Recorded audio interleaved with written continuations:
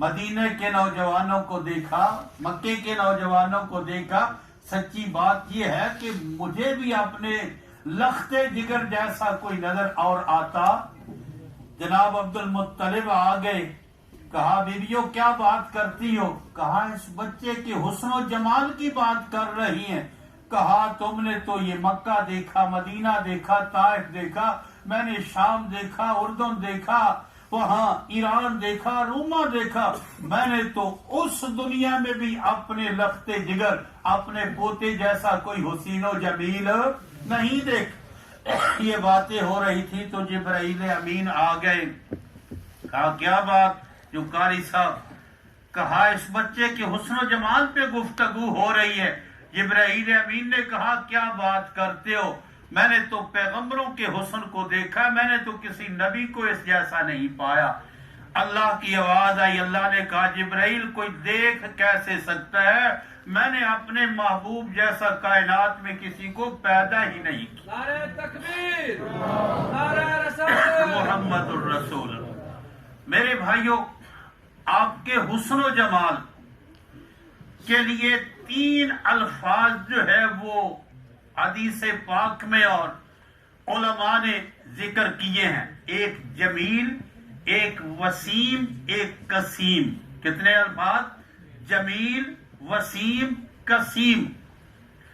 जमील का माना तो ये किया है कि जमील वो होता है जिस पे हुस्न भी नाज करता है, जिस पे हुस्न भी नाज करता है। गोया कि आपके हुस्न जमाल की ताबीर के लिए अल्फाज मौजूद नहीं है। और वाकया हुस्न एक कैफियत होती है, कैफियत जो है वो अल्फाज से बयान हो सकती नहीं। इसलिए सहाबा के बयानात जब हम देखते हैं तो हम समझते हैं कि आप कुछ कहना चाहते हैं आपके हुस्न जमाल के बारे में, लेकिन उनके पास अल्फाज नहीं है। अरबी लुगत में सबसे बढ़कर इंतहाई हुस्न जमाल के ताबीर के लिए जो लफ्ज है वो है लफ्ज नूर, वो है लफ्ज नूर। इसलिए हम कहते हैं आपका सरापार जो है वो नूर है। हालांकि लफ्ज नूर आपकी जाते गिरामी पे बोलकर हम आपके हुस्न जमाल का हक अदा कर सकते नहीं।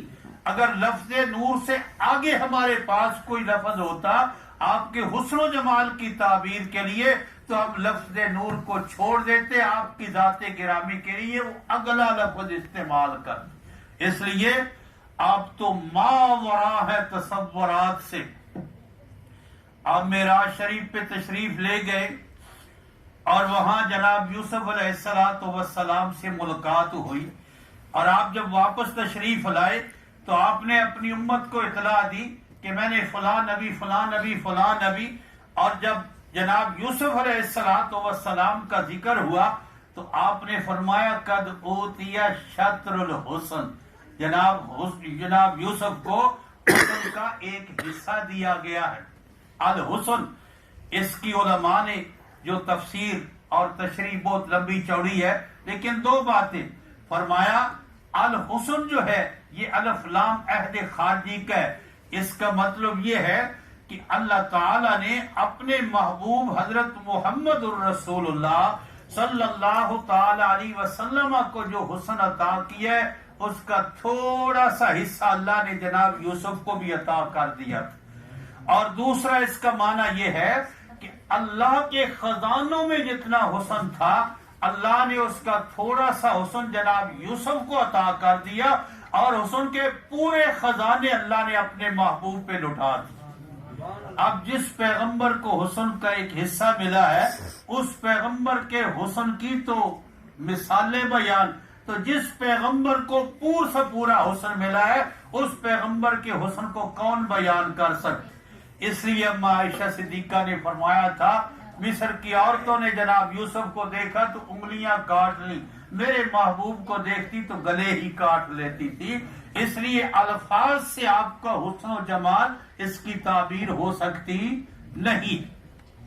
मेरे भाइयों, वसीम, वसीम का माना यह होता है کہ بار بار بار بار بار بار دیکھیں تو حسن میں اضافہ نظر آئے، بار بار دیکھیں تو حسن میں اضافہ نظر آئے، اور دنیا میں اس کائنات میں کوئی اور ایسی چیز اللہ اور اللہ کے رسول کی ذات کے علاوہ نہیں ہے۔ دیکھیے جو لوگ سوات میں رہتے ہیں، کشمیر میں رہتے ہیں یا خوبصورت ترین علاقوں میں رہتے ہیں، کوئی نیا آدمی جائے تو اس کو دیکھے تو اس کا دل کھینچتا ہے، نرم ہو، اللہ نے کتنی خوبصورت، لیکن جو وہاں رہنے والے ہیں جو بار بار دیکھتے ہیں ان کی نگاہوں میں وہ حسن ماند پڑ جاتا ہے۔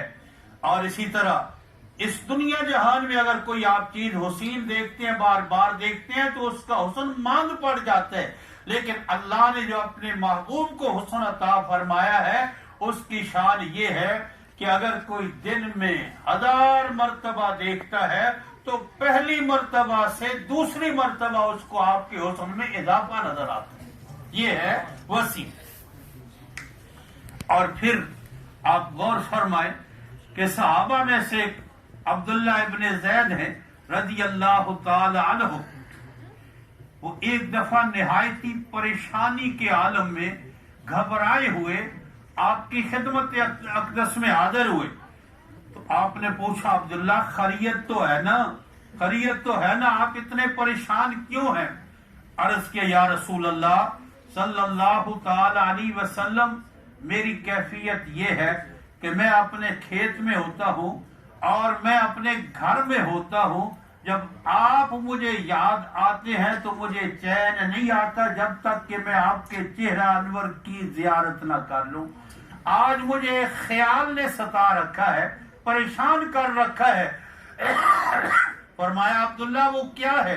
کہا میں نے سوچا اگر اللہ نے اپنی رحمت سے مجھے جنت عطا فرما دی اور میں جنت میں چلا گیا تو اللہ کے محبوب کا مقام وہ تو وسیلہ ہے، وہ تو محمود ہے، وہاں تو کوئی اور پہنچ سکتا نہیں ہے، اور وہاں آپ کی زیارت نہ ہوئی تو پھر جنت کی زندگی بھی میرے لیے بے چینی کی ہو جائے۔ اللہ اللہ، آپ نے بھی جواب نہیں دیا تو عرش والے نے خود جواب دیا، فرمایا میرا قانون یہ ہے، من یطع اللہ ورسولہ فَأُولَئِكَ مَعَ الَّذِينَ أَنْعَمَ اللَّهُ عَلَيْهِم مِّنَ النَّبِيِّينَ وَالصِّدِّيقِينَ وَالشُّهَدَاءِ وَالصَّالِحِينَ۔ فرمایا اس دنیا میں اللہ اور اللہ کے رسول کی اطاعت تم کر لو اور جنت میں بھی محبوب کی زیارت میں خود کراتا رہوں گا۔ میدان احد ہے، اور پھر آپ ایک گڑھے میں ابن قمیہ بدبخت لانتی نے پتھر مارا، آپ گر گئے، اور پھر آپ کے جانثار آپ کا دفاع کر رہے ہیں۔ ایک نوجوان آیا، آپ دیکھتے ہیں تو ادھر بھی وہ، ادھر بھی وہ، ادھر بھی، ہر طرف۔ آپ نے کہا اللہ اس کو جزائے خیر دے۔ کسی نے عرض کی یا رسول اللہ یہ ام عمارہ ہے، ام عمارہ۔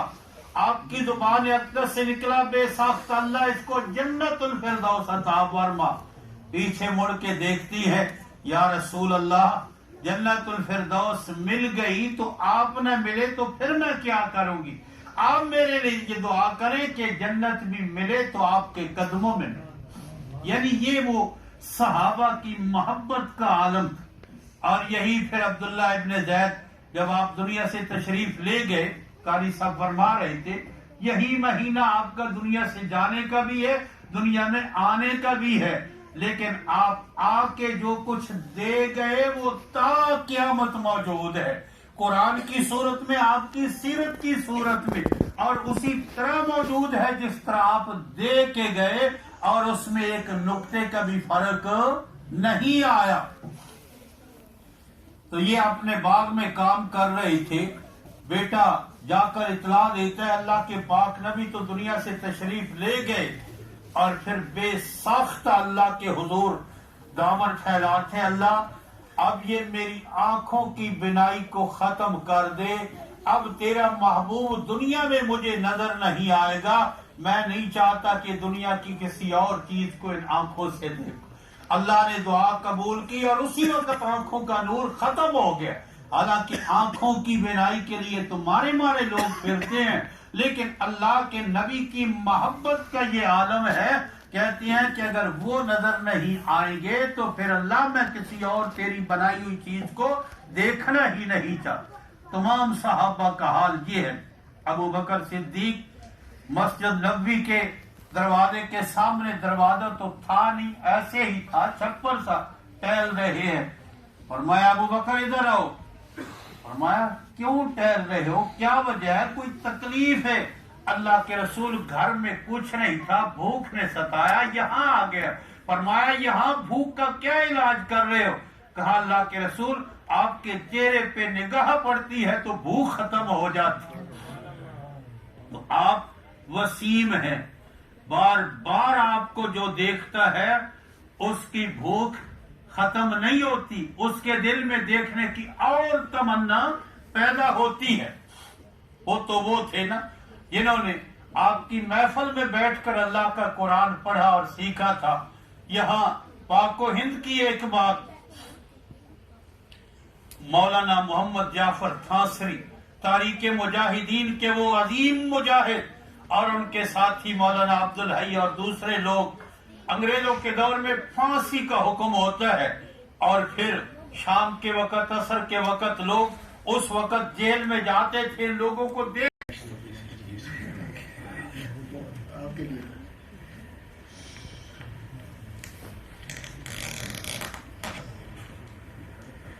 जी ठीक। अल्हम्दुलिल्लाह अल्हम्दुलिल्लाहि वकफा वसलामुन अला इबादिहिल्लज़ीना इस्तफ़ा, अम्मा बाद, अऊज़ु बिल्लाहि मिनश शैतानिर रजीम, बिस्मिल्लाहिर रहमानिर रहीम। लक़द कान लकुम फ़ी रसूलिल्लाहि उस्वतुन हसना लिमन कान यर्जुल्लाह वल यौमल आखिर व ज़करल्लाह कसीरा। सदक़ल्लाहुल अज़ीम व सदक़ रसूलुहुन नबियुल करीम। या रब्बि सल्लि व सल्लिम दाइमन अबदन अबदा अला हबीबिका खैरिल खल्क़ि कुल्लिहिम। सुब्हानक ला इल्म लना इल्ला मा अल्लमतना इन्नका अंतल अलीमुल हकीम। मोहतरम मुकर्रम भाइयों, अजीज बेटो, काबिले सद एहतराम व तकरीम व ताज़ीम सुनने वाली ईमान वाली बहनें बेटियां, अस्सलामु अलैकुम व रहमतुल्लाहि व बरकातुहू। थोड़ी थोड़ी हरकत कर लें, आगे थोड़े थोड़े आ जाए ताकि थकावट भी दूर हो जाए और वैसे जी बरकत भी। ठीक है, कारी साहब तशरीफ।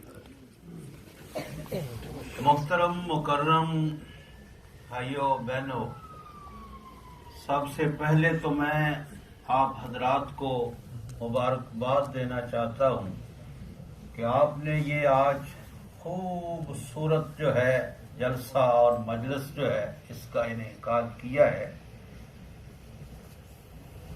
सैयदना अब्दुल्ला इब्न अब्बास रज़ी अल्लाह ताला अन्हुमा हिब्रुल उम्मा, जो अल्लाह के पाक पैगंबर के चचाजाद भाई भी हैं और बहुत बड़े आलिम दीन भी हैं, उनको किसी आदमी ने गाली दी और उन्होंने जवाब में बड़े तहम्मुल से कहा कि तू मुझे क्यों गाली देता है, हालांकि मेरे अंदर तो 3 ऐसी चीजें हैं और उनके होते हुए तो किसी आदमी को गाली देनी ही नहीं चाहिए। फरमाया एक तो जब मैं सुनता हूँ कि किसी इलाके का हुक्मरान वो अदलो इंसाफ कर रहा है तो मुझे बहुत खुशी होती है, और जब मैं सुनता हूँ कि किसी इलाका में बारिश हुई है तो मुझे बहुत खुशी होती है। हालांकि जहाँ बारिश हुई है वहाँ मेरे जानवरों ने चरना नहीं है, मुझे उस बारिश का कोई फायदा नहीं। जहाँ हुक्मरान अदलो इंसाफ कर रहा है वहाँ उसके अदलो इंसाफ का मुझे कोई फायदा नहीं है। मुझे खुशी इसलिए होती है कि अहले ईमान को इससे फायदा होता है। और आज हम اللہ کے پاک پیغمبر صلی اللہ تعالی علیہ وسلم کے میلاد پاک کے دنیا میں تشریف آوری کی تاریخ کے نسبت سے جو ہم جمع ہیں، تو ہم اس لیے بھی خوش ہو رہے ہیں کہ آپ کے آنے سے صرف ہم کو فائدہ نہیں ہوا، اللہ کی ساری مخلوق کو ہوا، بلکہ اللہ کی مخلوق وہ جو پہلے گزر چکی ہے، انبیاء صلحاء، ان کو بھی فائدہ ہوا ہے آپ کے آنے سے۔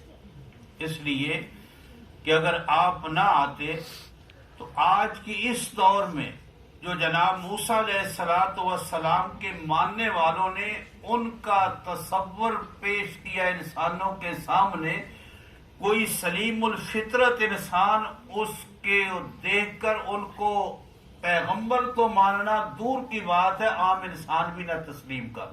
ایسے ایسے الزام انہوں نے انبیاء پہ لگائے، لیکن آپ آئے اور آپ نے آ کر جو ہے ان تمام پیغمبروں کا دامن جو ہے وہ صاف فرمایا، تو ان پہ بھی آپ کا احسان ہے، آپ ان پیغمبروں کے بھی نبی ہیں، آپ پہلوں کے بھی نبی ہیں۔ اس لیے میرے بھائیوں، آپ رحمت للعالمین بن کے آئے تھے، اور آپ کے آنے سے اللہ کی پوری مخلوق کو جو ہے وہ فائدہ پہنچا، اس لیے ہم ان کے آنے پہ خوشی کا اظہار کرتے ہیں۔ اور پھر آپ غور فرمائیں کہ یہ جو دنیا ہے یہ قوانین طبی کے تابع ہے۔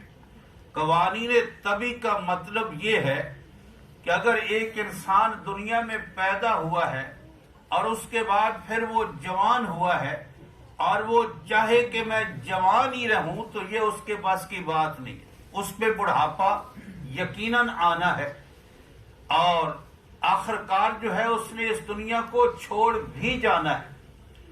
اور پھر اگر ہم اپنے اس دنیا میں آرام و سکون کے لیے محنت اور کوشش جو ہے وہ کر لیں تاکہ ہمیں اچھا گھر مل جائے، اچھی گاڑی مل جائے، اچھی صحت مل جائے، آرام و سکون کی زندگی، تو پھر بھی ہم ان مشقتوں اور ان تکلیفوں سے بری و ذمہ نہیں ہو۔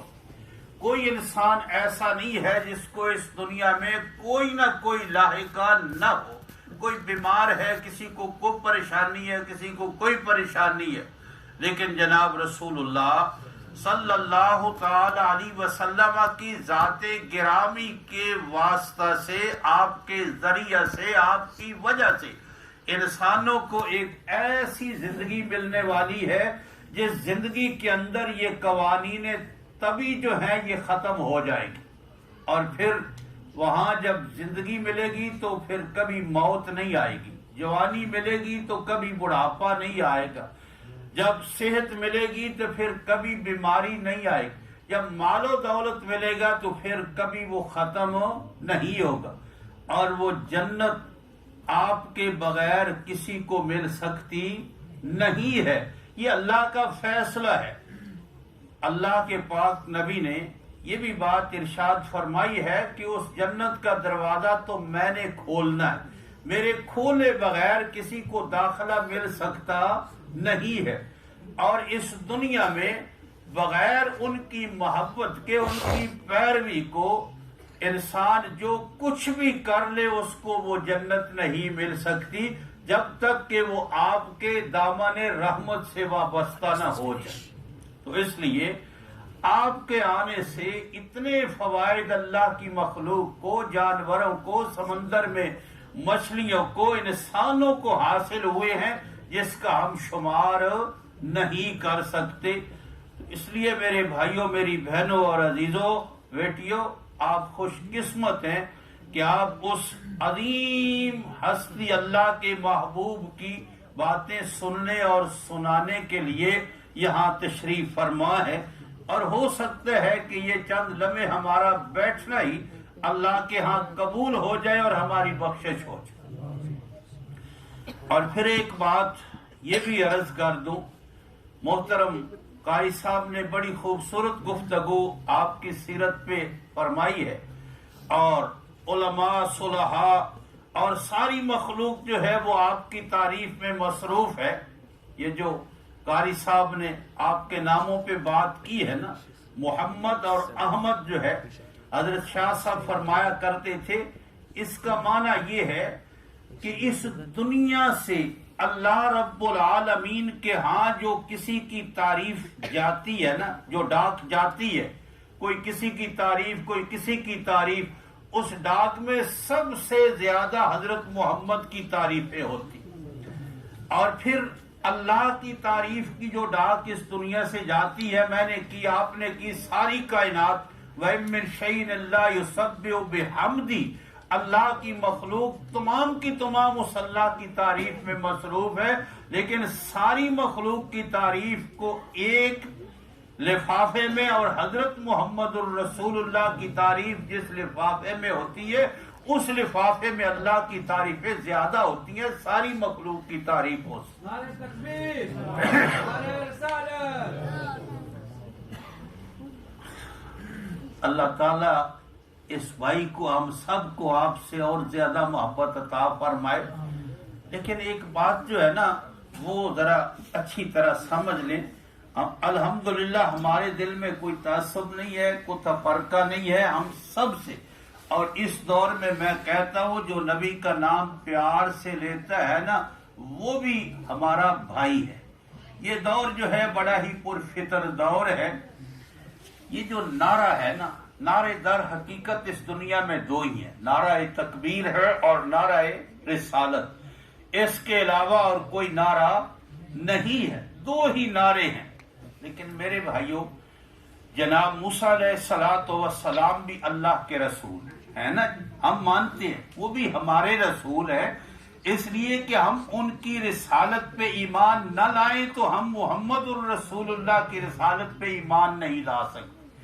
جناب عیسیٰ علیہ السلام بھی اللہ کے رسول ہے، جناب نوح علیہ السلام بھی اللہ کے رسول ہیں، آپ سے پہلے جتنے رسول گزرے ہیں وہ سب اللہ کے رسول ہیں۔